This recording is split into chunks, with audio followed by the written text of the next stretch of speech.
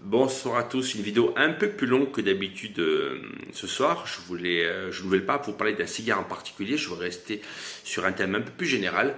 Je voulais parler du budget que l'on doit allouer à l'achat de son premier cigare. C'est une question que l'on me pose souvent.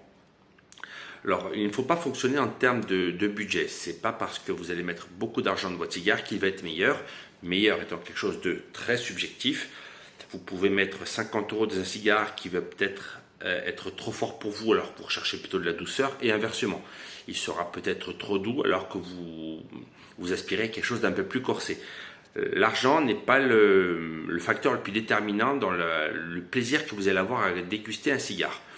Dans un premier temps, moi je vous conseille de vous orienter vers des cigares qui ne dépassent pas les 10 voire 20 € vraiment maximum, si vous ne trouvez rien d'autre. Mais dans la gamme de cigares à 10 €, vous avez déjà un choix très étendu.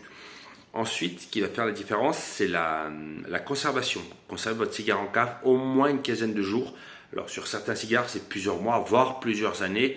Mais laissez-le déjà 2 à 3 semaines en cave, que ce soit une cave électrique ou une cave classique en cèdre ou dans un tupperware avec soit des sachets Bovedas ou des sachets humidificateurs, soit un récipient avec de l'eau déminéralisée.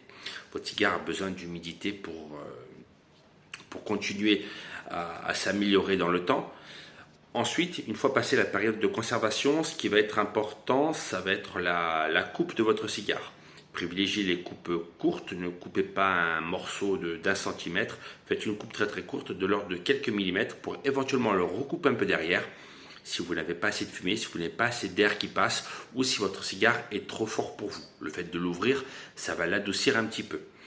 Ensuite, troisième étape importante après la conservation et la coupe, l'allumage.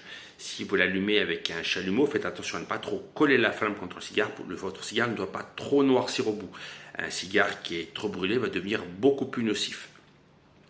Privilégiez les allumettes, les flammes plutôt douces, ou si vous n'avez qu'un briquet tempête ou un chalumeau, tenez-le à une certaine distance, environ 1 cm voire 2 de votre cigare. Vous verrez qu'il s'allumera quand même de manière tout à fait acceptable.